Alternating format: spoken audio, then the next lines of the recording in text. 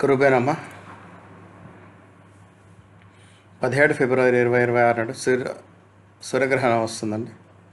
అది చూద్దాం ఒకసారి.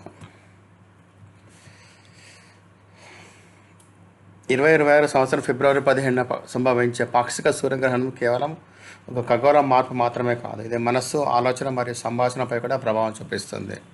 జ్యోతిష్య శాస్త్ర ప్రకారం ఇది ఆత్మపరిశీలన మరియు సంయమనం పాటించవలసిన సమయం. మానసిక మరియు వాక్కుపై ప్రభావం చూపిస్తుంది. ఆత్మవిశ్వాసం. సూర్యుడు ఆత్మ మరియు అహానికి ప్రతీక కారణం. ఇందువల్ల గ్రహణ సమయంలో వ్యక్తి యొక్క ఆత్మవిశ్వాసం తగ్గవచ్చు మరియు అనవసరమైన ఒత్తిడికి మరియు చిరాకు కూడా కలగవచ్చు. సంభాషణ. బుధగ్రహం ప్రభావం వల్ల మాట్లాడే పద్ధతిలో మార్పులు రావచ్చు. హాస్యంగా మాట్లాడితే తప్పుగా అర్థం చేసుకోవడం, భావోద్వేగాలపై నియంత్రణ కోల్పోవడం వంటి మరియు ఆలోచించకుండా స్పందించే ధోరణి కూడా పెరగవచ్చు. సంబంధాలు. మాటలలో కఠినత్వం వల్ల పాత వివాదాలు మళ్ళీ బయటపడే అవకాశం ఉంది. ఆఫీసు లేదా ఇంట్లో చిన్న విషయాలపై కూడా పెద్దదిగా అనిపించే వాగ్వివాదాలకు దారితీయవచ్చు. గ్రహణ సమయంలో తీసుకోవాల్సిన జాగ్రత్తలు. చేయవలసినవి, చేయకూడనివి రెండు చూద్దాం. ప్రశాంతమైన మరియు సమతుల్యమైన భాషను ఉపయోగించండి. కోపంలో వెంటనే స్పందించకండి. సమాధానం ఇచ్చే సమయంలో ముందు కొన్ని సెకండ్లు ఆగండి. కఠినమైన మాటలు లేదా ఆరోపణలు చేయకండి. ధ్యానము, ప్రార్థన లేదా ఆత్మపరిశీలన చేసుకోండి. పెద్ద నిర్ణయాలు లేదా వాగ్దానాలు వాయిదా వేయండి. అవసరమైన సంభాషణను వ్రాతపూర్వకంగా ఉంచండి. ప్రతి విషయాన్ని వ్యక్తిగతంగా తీసుకోకండి. వివిధ రాశులపై ప్రభావం.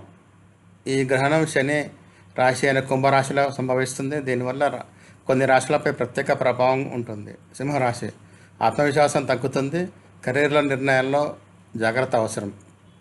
కన్యారాశి వారికి ప్రత్యర్థుల వల్ల అడ్డంకులు కలగవచ్చు, ఓపిక పడడం మంచిది. వృశ్చిక రాశి. తల్లిదండ్రులపై ఆరోగ్యంపై శ్రద్ధ వహించాలి. ఆర్థిక నష్టం జరగకుండా పెట్టుబడులకు కొంచెం దూరంగా ఉండండి. కుంభరాశి వారు మనస్తాపము, గందరగోళం కలగవచ్చు. కుటుంబంలో సమతుల్యత చాలా ముఖ్యం. మీనరాశి. అనాలోచిత ఖర్చులు మరియు ఆరోగ్య సమస్యలు, ఎముకలు, కడుపు వాటిపై ప్రభావం ఉండే అవకాశం ఉంది. పరిహారాలు.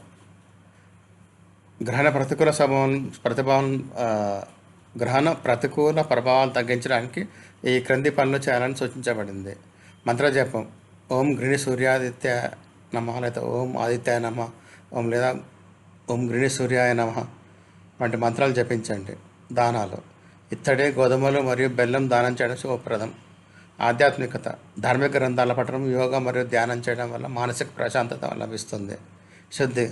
గ్రహణం ముగిసిన తర్వాత ఇంటిలోన గంగాజలం చిలకరించండి. ధన్యవాదాలు. దయచేసి షేర్ చేయండి, కామెంట్ చేయండి, లైక్ చేయండి.